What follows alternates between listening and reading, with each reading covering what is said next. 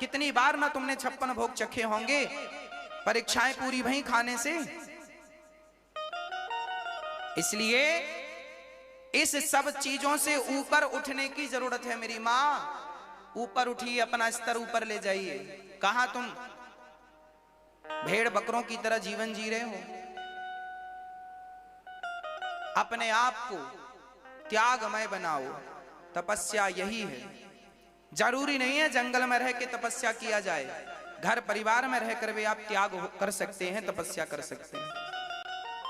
अधिक से अधिक भगवत चिंतन हो। त्याग क्या है? आपने मुझे 10 गालियां दी, माना कि फॉर एग्जाम्पल आपने मुझे 10 गालियां दी और मैंने बदले में आपको एक भी गाली नहीं दी, इसका नाम क्या है? इसका नाम त्याग है। मैंने आपको गालियां दे चाहता तो दे सकता था बदले में, पर मैंने नहीं दिया, क्योंकि मुझे पता है कि मुझे आत्म कल्याण करना है। मुझे इस चक्कर में नहीं पड़ना कि मैं आपकी गालियों का जवाब देता रहूं। मैं किस किस का जवाब दूंगा, और जवाब देना शुरू किया तो जवाब देते देते समय गुजर जाएगा। फिर भजन कब करोगे, आत्म कल्याण कब करोगे, इसी में समय गुजर जाएगा। समय तो 24 घंटे का ही है ना। इस 24 घंटे में या तुम किसी से झगड़ा कर लो या शांत चित्त से भगवान का ध्यान कर लो। इसलिए बहू गाली दे, सास गाली दे, पड़ोसन गाली दे तो हर गाली का प्रत्युत्तर ना दिया करो। थोड़ा सा त्याग जरूरी है। इसी का नाम त्याग है। और जो व्यक्ति त्यागी है वो आज बहुत सुखी है, और जिसके अंदर त्याग नहीं है वो आज रो रहा है, परेशान है। मेरी मां, जब तक मीराबाई ने अपना परिवार त्यागा, मीराबाई के घर में सोने चांदी के खजाने थे, पर उसने सोना चांदी से मन हटाया, तब गिरधर गोपाल मिले और सोने चांदी में उलझी होती तो आज जैसे हजारों लोग जन्म लेके मर गए, उनमें एक मीरा भी जन्म लेके मर जाती, कौन जानता। लेकिन जब त्याग किया तो आज जगत जानता है कि मीरा थी और उसने भगवान को पाया। इसलिए जानते हैं क्योंकि त्याग था।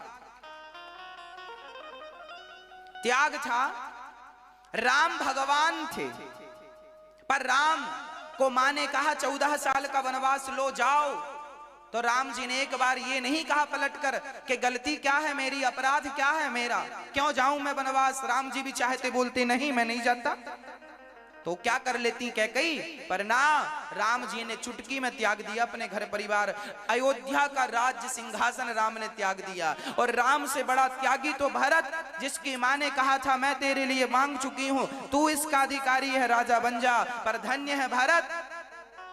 यदि भरत ने राज्य सिंहासन पा लिया होता तो सिंहासन तो मिल जाता मेरी मां, पर आपकी और हमारी दुआएं भरत को कभी नहीं मिलती। पर भरत जी ने सिंहासन त्यागी तो आज हम सब कहते हैं वाह भाई हो तो भरत जैसा हो, भाई हो तो भरत जैसा हो। त्याग किया भरत ने तो आज उनकी जय जयकार होती है। त्याग किया भगवान राम ने, आज उनकी जय जयकार होती है। जिसके अंदर त्याग है उसकी जय जयकार निश्चित है। पर लोगों के अंदर त्याग ही तो नहीं है। त्याग नहीं है इसलिए लोग दुखी हैं। छोटी छोटी चीजों के लिए लोग रोते हैं, मरते हैं, लड़ते हैं, झगड़ते हैं। छोटी छोटी तुच्छ सी चीजों के लिए, जिसको संत समाज नाली का पानी समझता है, गंदा मल और मूत्र समझता है, लोग उनके लिए लड़ते और मरते हैं। तुच्छ सी चीजों के लिए त्याग नहीं है, इसलिए ये झंझट है। त्याग मैं जीवन जिया करूं, कोई बात नहीं, ठीक है। खासकर बुढ़ापा, 50 साल के बाद जीवन में जितना त्याग कर सकते हो कर लो। यही तुम्हारे काम आने वाला, यही शांति दिलाने वाला है। इसी से भगवत चिंतन बढ़ेगा, भगवत भक्ति बढ़ेगी, इसी से कल्याण होगा। पूरी जीवन तो हमने कमाया है, पूरी जिंदगी तो कमा कर खाए और खिलाए हैं, अब तो त्यागमय हो। कब त्याग करोगे फिर? कब त्याग करोगे? मुर्दे के ऊपर पैसे बरसाए जाते हैं, आपको पता है कि नहीं? जब मुर्दा जाता है ना, अर्थी जाती है, तो लोग उसके ऊपर पैसे और मखाने दोनों चीज फेंकते हैं। राम नाम सत्य है, राम नाम सत्य। मखाने और पैसे क्यों फेंकते हैं? पैसा इसलिए फेंकते हैं दुनिया वालों, देख लो ये आदमी जो मरा पड़ा है ना, जीवन भर पैसों के लिए भागता रहा, अब तेरी छाती में पैसे पड़े हैं, तेरी ताकत तो उठा के दिखा दे, नहीं उठाता। और ये आदमी जीवन भर पत्नी से झगड़ता था, बच्चों से झगड़ता था, पैसों के लिए बाप से झगड़ता था, और अब तेरी छाती में पैसे पड़े हैं, तेरी ताकत है तो उठा ले। जिन पैसों के लिए तू जीवन भर भागता था, अब तेरी छाती में पड़े हैं। तूने ना रिश्ते समझे हैं, ना रिश्ते निभाए हैं, ना बच्चों को संस्कार, बस पैसा पैसा पैसा पैसा पैसा पैसा भागता रहा, अब पड़े हैं तेरी छाती में, उठा। बरसा रही है दुनिया, तुम और हम सब लोग सीख लें इन बातों से, ये शिक्षा है हमारे लिए। मखाने बरसाने का अर्थ क्या है? मखाने बरसाने का अर्थ यह है, मखाना फूला हुआ होता है, कमल के दानों से मखाना तैयार होता है, फूला हुआ होता है। मखाने बरसाने का अर्थ यह है, लोग ये कहते हैं देख जब तक जिंदा था बड़ा फूला फूला घूमता था मखाने की तरह, ए मैं नहीं जानता, मुझे नहीं जानता, मैं कौन हूं, ये वो, अब मरा पड़ा है, कहां गई तेरी वो अकड़? पचक गई ना, वैसी पचक गई जैसे मखाना पचक जाता है।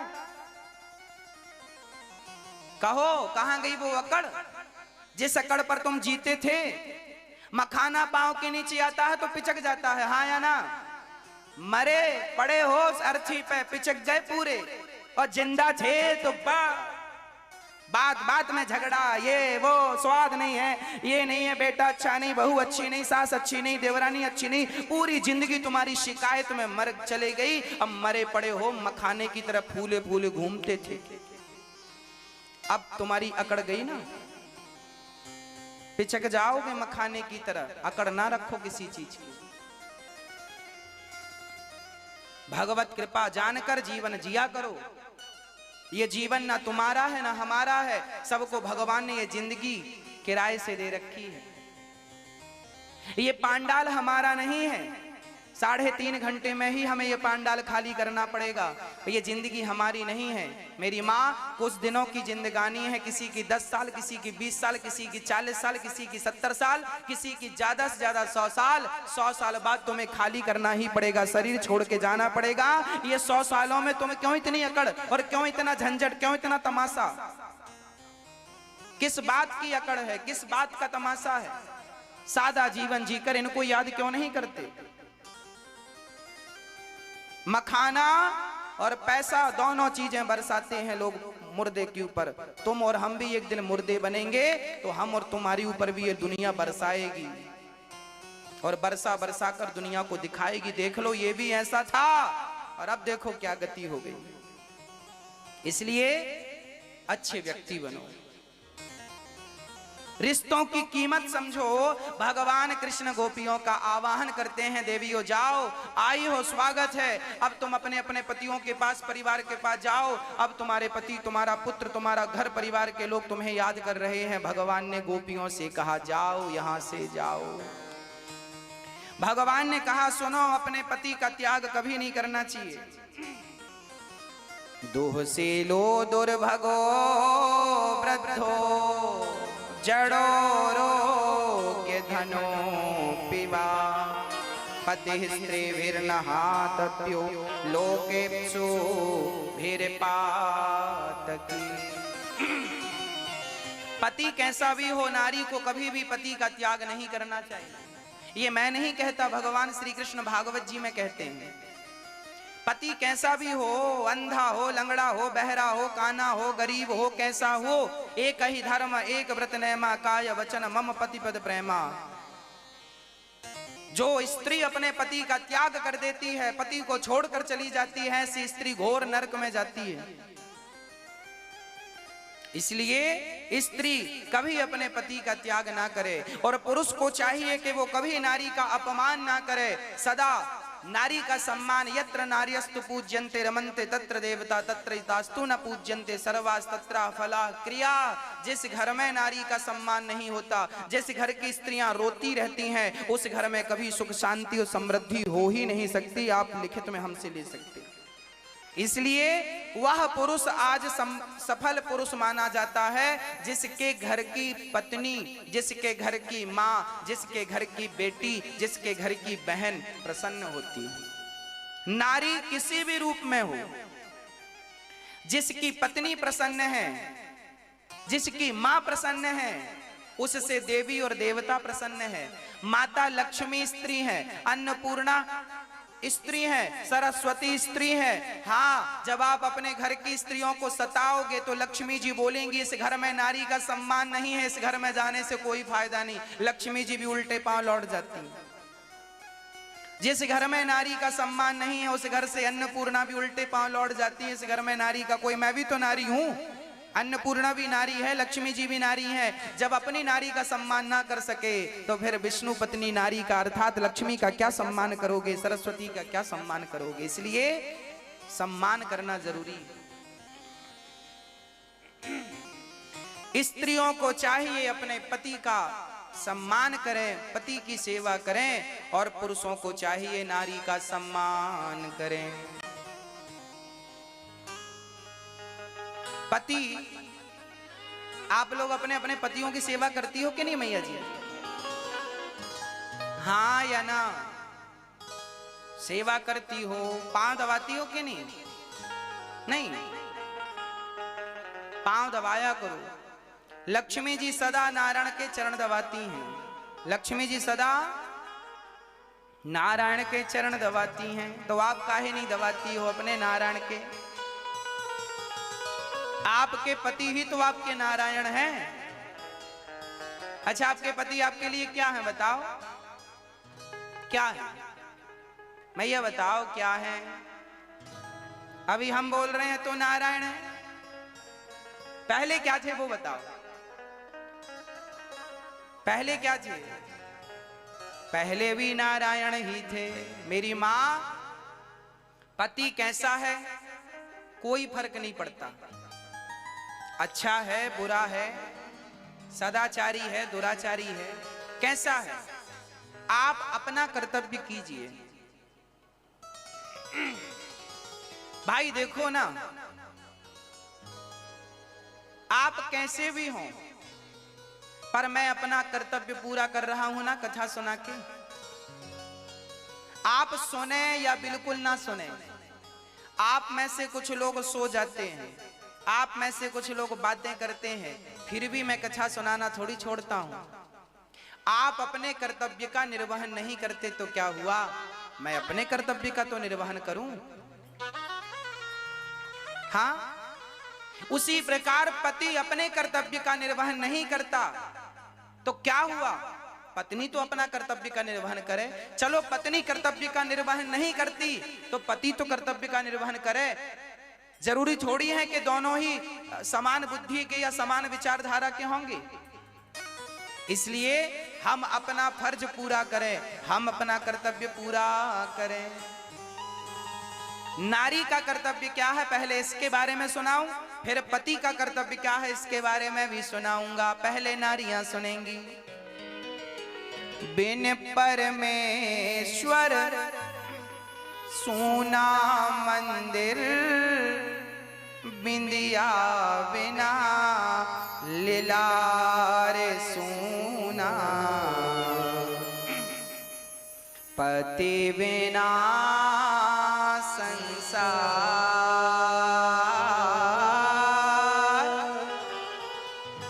बिन परमेश्वर सोना मंदिर। जैसे मंदिर कितना भी बढ़िया हो पर उस मंदिर में मूर्ति ना हो तो मंदिर मूर्ति के बिना कैसा है, सूना है। बिन परमेश्वर सोना मंदिर, बिंदिया बिना लीलार सोना, पति बिना संसार। पति जब तक है तब तक ही ये संसार संसार है, पति नहीं तो संसार संसार जैसा नहीं लगता। पति होता है तो नारी सब प्रकार से सुखी होती है। पति नहीं है तो नारी किसी भी प्रकार से सुखी नहीं होती। इसलिए जब तक पति है, भगवान करे आपका पति, आपका सुहाग अमर रहे, पर पति भगवान तुल्य है। किन के लिए भगवान तुल्य है? पतिव्रता नारियों के लिए। पति क्या है जरा सुनिएगा। पति ही ब्रह्मा, पति ही विष्णु, पति नरवदाधार।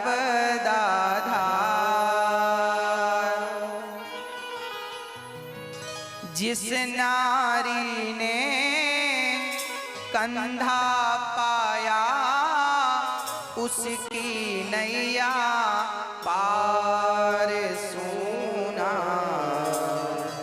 पति बिना संसार। पति ही जप है, पति ही तप है, पति ही है करता।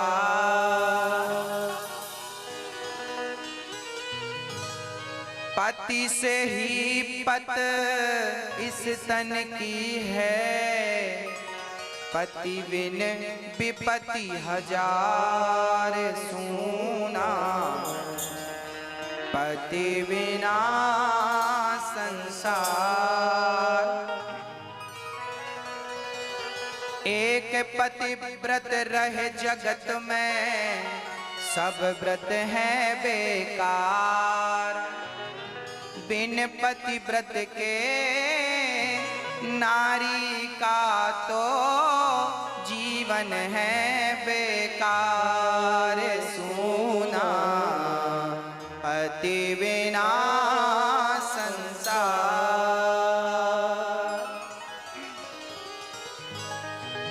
स्त्री पति के बिना सूनी है, अधूरी है।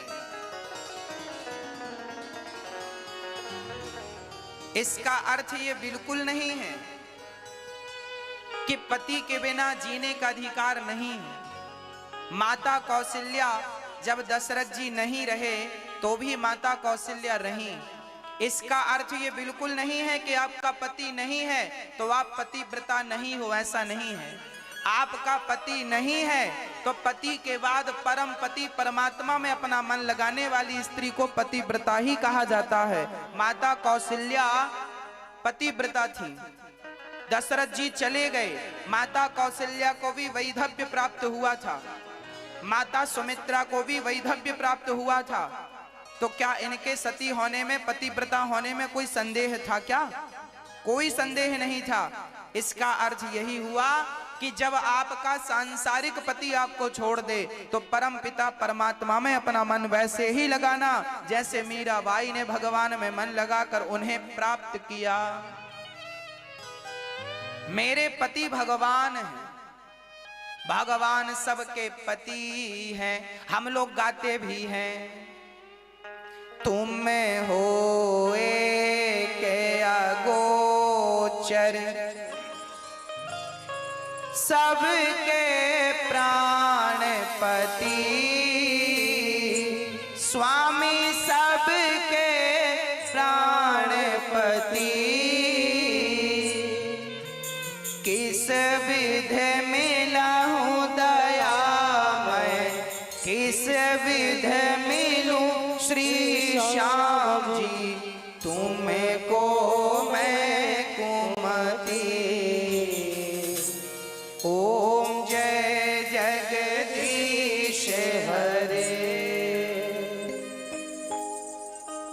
है ना? तो हम सबके पति कौन?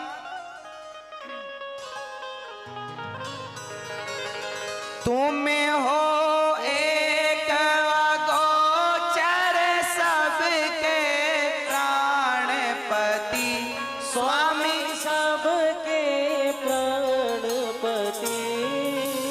किस विधि मिलूं दया मैं, तुम्हें को मैं कुमति। ओम जय जगदीश हरे। तो भगवान सबके प्राणों के कौन है? सबके पति भगवान है। भगवान नारायण सबके कौन है? भगवान नारायण सबके प्राणों के पति। इसलिए जब सांसारिक पति ना हो तो भगवान को पति मानकर भगवान की सेवा करते हुए अपना बचा हुआ जीवन भगवान को सौंप कर चलना चाहिए। नामदेव का नाम सुना है? भक्त नामदेव। नामदेव की माता 14 साल की उम्र में विधवा हो गई थी। भक्त नामदेव जी की माता, इनकी मां विधवा हो गई। तो वामदेव जी जो थे, वामदेव जी की बेटी थी नामदेव जी के मां। नाना जी थे वामदेव जी नामदेव जी के।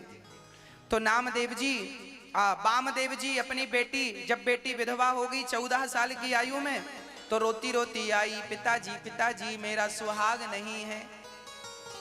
तो वामदेव जी बहुत बड़े भक्त थे भगवान विट्ठल के। महाराष्ट्र की घटना है। तो वामदेव जी ने अपनी बेटी को कहा, बेटी ये पति मर गया है, कोई बात नहीं, तेरे असली पति तो भगवान है। सबके पति बेटी वही है। एक काम कर, तू ऐसा मत सोच के तेरा पति नहीं है, तेरा पति भगवान है और विट्ठल ही तेरा पति है, ऐसा भाव मान। वो लड़की भोली भाली 14 साल की थी। पहले जल्दी विवाह हो जाता था ना, तो शादी हुई, थोड़े दिन बाद उसके पति का कुछ हो गया, चला गया, तो रोने लगी। अच्छा, अब वो अपने पति के साथ अपने भगवान विट्ठल को पति मानकर रहती। उसके सहेलियां, कुछ सखियां उसकी आई, तो एक सखी का पेट बड़ा था।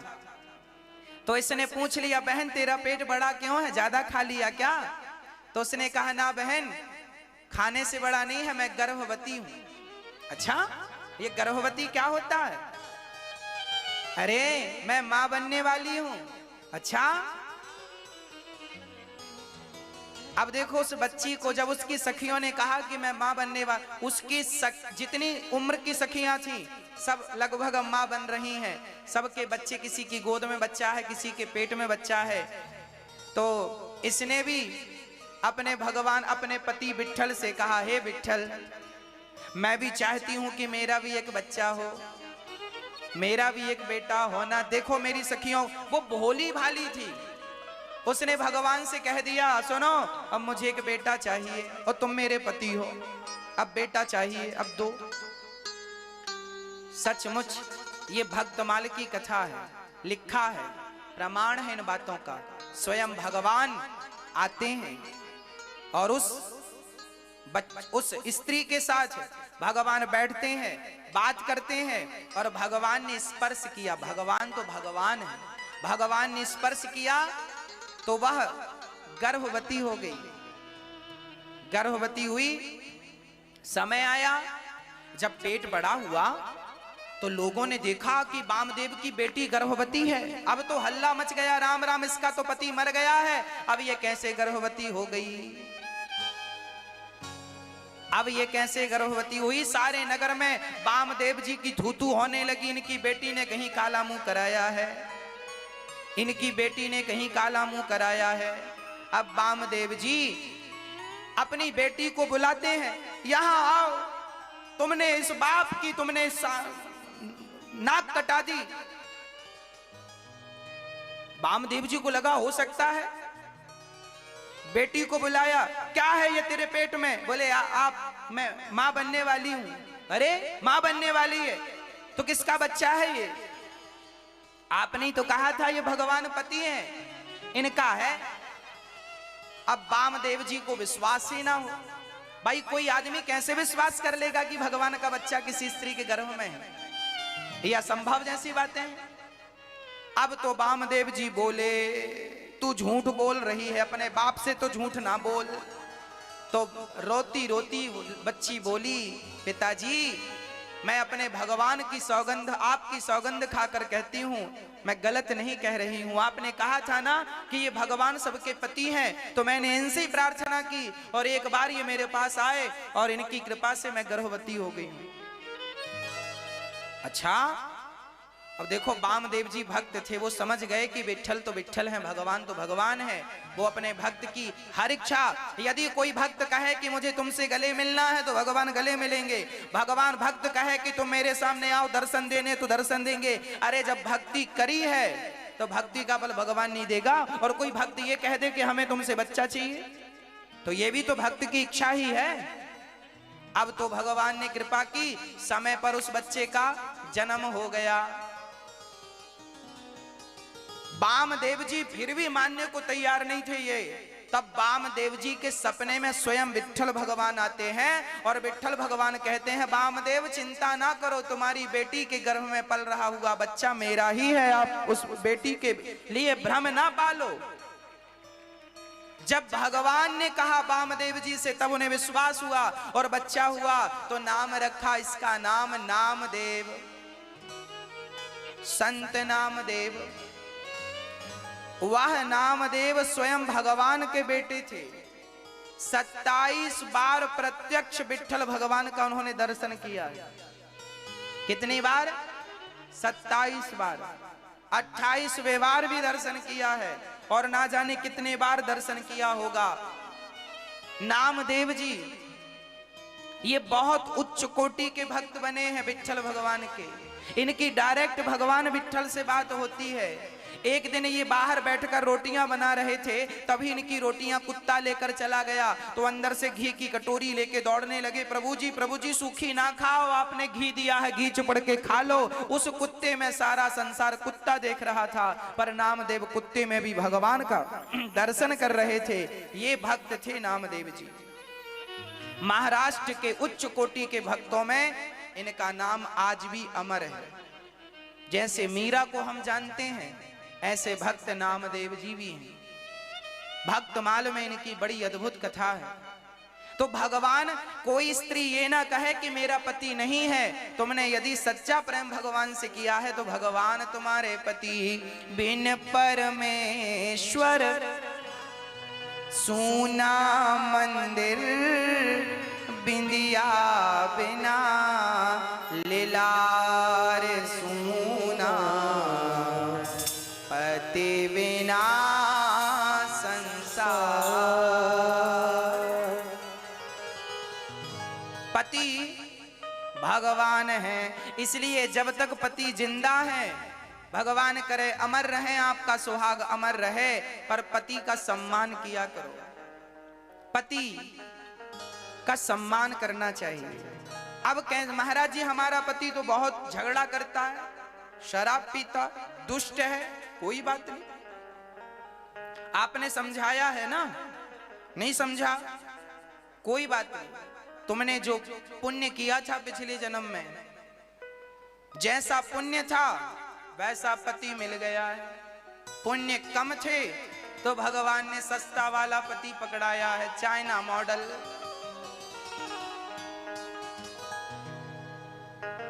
आपके पास पुण्य का बजट कम था, सस्ता वाला पकड़ा दिया। और किसी का पति बहुत बढ़िया है, मतलब भगवान ने महंगा वाला ब्रांडेड पति दिया है, उसके पुण्य ज्यादा थे।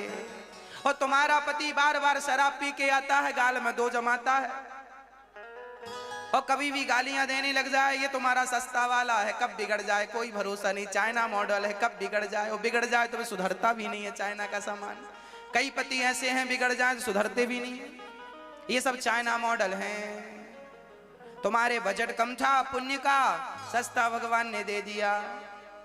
इसलिए कहते हैं तपस्या करो, भगवान की भक्ति करने से ही भगवान सारी खुशियां देते हैं। अच्छा पति, अच्छा पुत्र, अच्छा परिवार, संपन्नता सब पुण्य से ही मिलती है। बिना पुण्य के तुम्हें रत्ती भर कुछ मिलने वाला। आज तुमने जो पाया है ये किसी जन्म का तुम्हारा पुण्य है, जिसके बल पे पाया है। आज पुण्य करोगे तो कल बढ़िया होगा, नहीं करोगे तो जीरो। पत्नी भी बढ़िया पुण्य करने से बढ़िया मिलती है, पुण्य करने से बढ़िया नहीं। पत्नियां भी चाइना मॉडल, कब झोला उठा के मायके भाग जाए, बाद में बिगड़ जाए, ये सब चाइना वाली हैं। सस्ती वाली पत्नियां हैं ये, बात बात पे गुस्सा हो जाएं, झोला उठा के मायके जा रही हूं, लो भैया ये सब सस्ती पत्नियां हैं। और महंगी पत्नी कौन है? ब्रांडेड पत्नी कौन है? और जो बड़ा सा बड़ा संकट भी आए तो भी अपने पति का साथ ना छोड़े, सदा पति को भगवान जानकर सेवा करे, ये तुम्हारे पुण्य से मिली हुई पत्नी है जो तुम्हारा साथ कभी छोड़ने को तैयार नहीं है। हाँ जी, एक बेटा है कि बाप से ही उलझ जाता है, ये सब सस्ते वाले बेटे हैं। बात बात पे बाप को आंख दिखाता है, बात बात पे बाप से झगड़ा कर लेता है। कई बेटे तो ऐसे हैं माँ बाप को मार तक देते हैं आजकल युग में। ये सब घटिया क्वालिटी के बच्चे हैं, सस्ते वाले फोकट के हैं ये। महंगा बेटा कौन है? ब्रांडेड। अब ब्रांडेड बच्चे वही हैं जो सदा अपने माँ बाप की आज्ञा का पालन करते हैं, माँ बाप के चरण दबाते हैं, माँ बाप की आरती उतारते हैं, माँ बाप को भगवान जानकर उनकी सेवा करते हैं। ये सब महंगे वाले बच्चे हैं। अब आप देख लो आपको भगवान ने कैसा दिया है, जैसा बजट रहा होगा वैसी व्यवस्था है।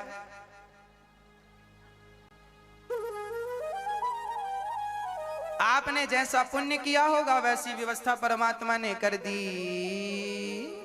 हाँ, इसलिए हम सबसे कहा करते हैं, पुरुषों से कहते हैं, नारियों से कहते हैं पति का सम्मान। अब जैसा है क्या करोगे, तुम्हारा ही पति है, अब कर्म किसी जन्म में बिगड़े होंगे तो गलत पति मिला, भोगो, अब क्या करोगी।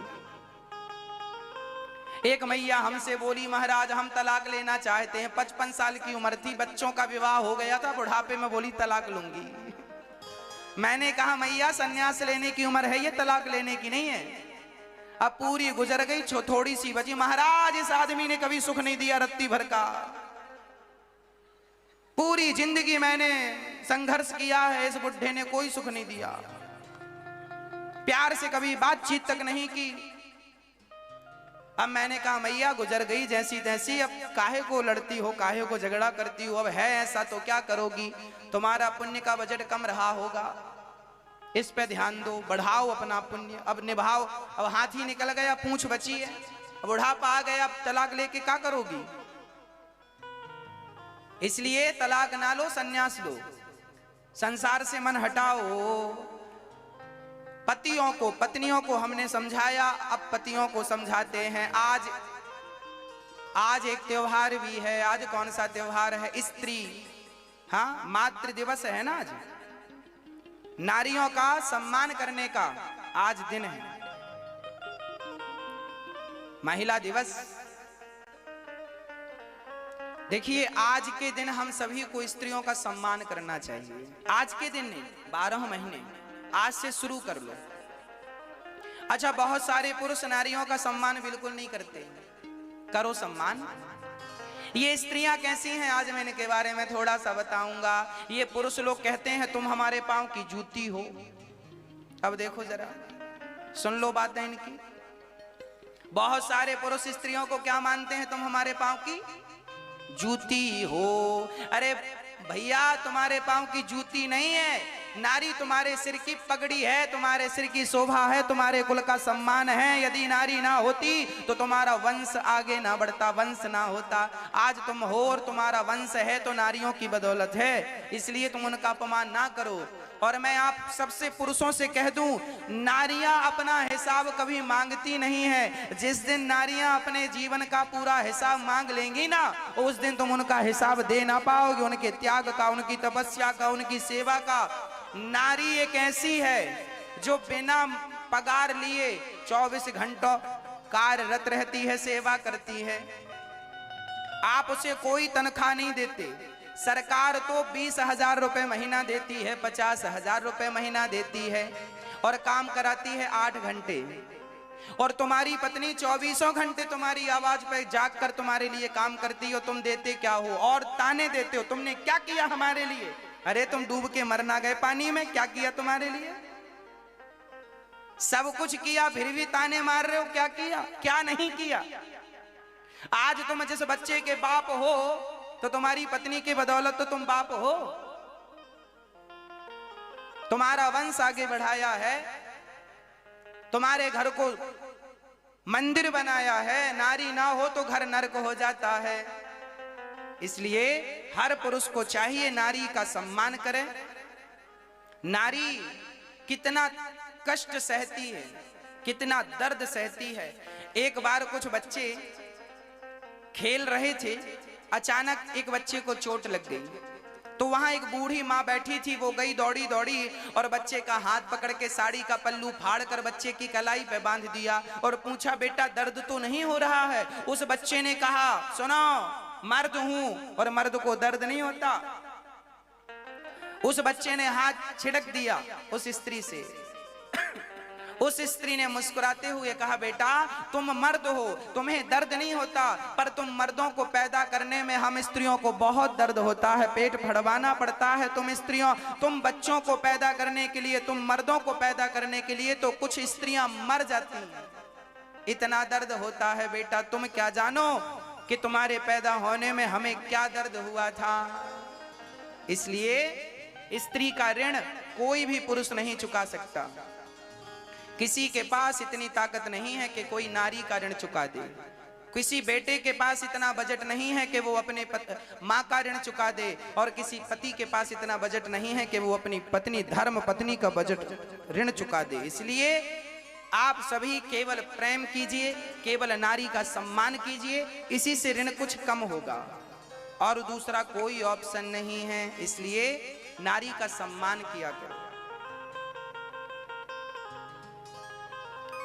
नारी कितना त्याग करती है। शादी हुई, अपना मायका, अपना माँ, अपने पिता, अपना भाई बहन सब छोड़कर चली गई ससुराल।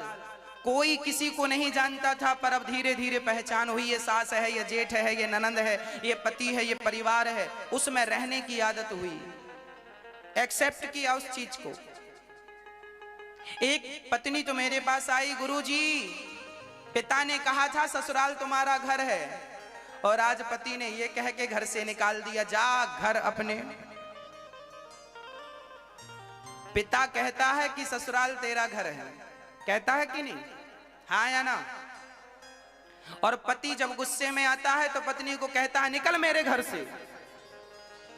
क्या कहता है? निकल मेरे। हाँ, पति ने अपने घर से निकाल दिया, पिता ने अपने घर से निकाल दिया। ये बताओ स्त्री का घर कौन सा है? कोई तो बता दो कि स्त्री का घर किसे कहते हैं? कहां घर है स्त्री का? इसलिए ये नारी प्रसन्न हो जाती है तो देवता भी प्रसन्न हो जाते हैं, भगवान प्रसन्न हो जाते हैं। और ये नारी नाराज हो गई, यदि इसकी आंखों से आंसू आ गए तो जीवन में कभी सुख ना पाओगे। इसलिए सम्मान कर लो। नारी का घर उसके पति के पास है, पति के चरणों में नारी का घर है। जहां पति है, जहां पत्नी है, वो घर है, चाहे वो पेड़ की छांव ही क्यों ना हो। जहां दोनों हैं वही घर माना जाता है ना? मिट्टी के बने हुए घर को घर नहीं कहा जाता, वो मकान है। जहां पति पत्नी रहती हैं उसे घर कहा जाता है, परिवार कहा जाता है। इसलिए एक दूसरे का सम्मान हो।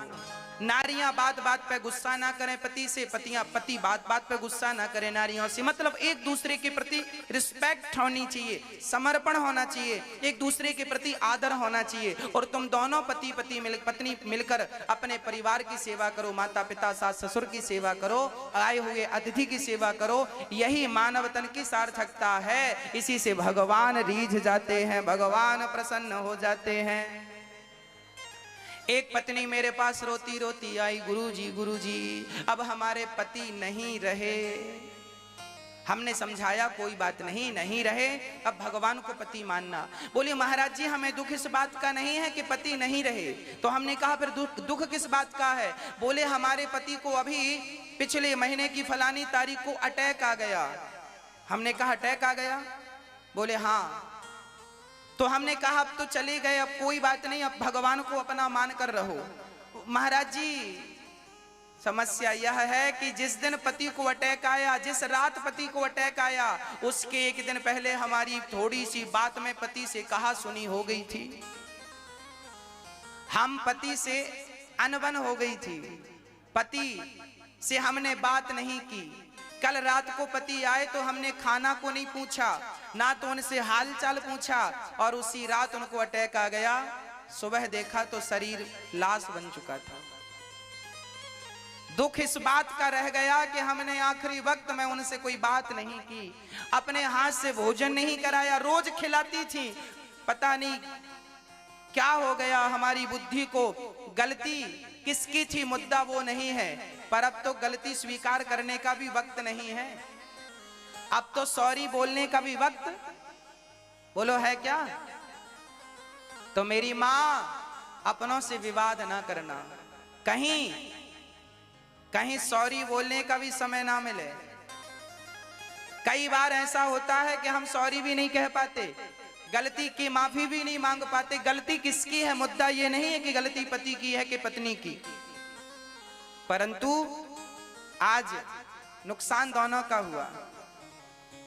इसलिए हर पत्नी को अपने पति का, हर पति को अपनी पत्नी का सम्मान करना चाहिए, बात करना चाहिए, मिलकर रहना चाहिए। यही सच्ची गृहस्थी है, विवाद ना हो। पति कुछ कहा करे, आप बिल्कुल चुपचाप रहा करो। जितनी गालियां देना है सो दे दे। आज आपके पति में नरसिंह भगवान सवार हो गए हैं, ये समझ लो। देने दो गालियां, रहने दो इनको गुस्से में। आज तुम बिल्कुल साइलेंट रहो, कल बात करेंगे अब इनसे। आज थोड़ा गुस्सा है, ठंडा होने दो, कल बात कर लेना। और याद रखना, गुस्से में आदमी जो बोलता है ना, बिल्कुल झूठ बोलता है। आप लोगों को लगता है गुस्से में कह रहा, सच कह रहा ना। आप लोग गलत समझते हैं और आप लोग तूल बना लेते हैं छोटी छोटी बातों का। अरे भैया, गुस्से में आदमी कहता निकल जा मेरे घर से, तेरे बाप का घर नहीं है, जा अपने बाप के घर।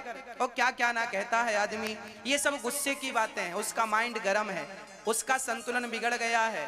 बुद्धि थोड़ी देर के लिए भ्रष्ट हो जाती है जब गुस्सा आता है। अच्छों की बुद्धियां भ्रष्ट हो जाती हैं। तो आपके पति की हो गई है, कोई बात नहीं, थोड़ा गुस्सा ठंडा होने दो, अपने आप ठीक हो जाएगा। और पत्नी गुस्से में रहे तो भैया पतियों को बिल्कुल चुप रहना चाहिए। एक दूसरे को बस आप, अच्छा आज आप अपने पति से एक बात कहिए मेरी तरफ से, और आपका पति भी सुनता हो तो वो भी आपसे कहे। आप दोनों एक दूसरे से एक बात कहिएगा। इस बात को कहकर महिला दिवस को पूरा करेंगे। बात यह है कि आप अपने पति से यह कह दिया करो कि जब मैं गुस्सा रहा करूं तो जो जो कहा करूं आप तुरंत उन बातों को भूल जाएंगे और बदले में कुछ जवाब नहीं देंगे।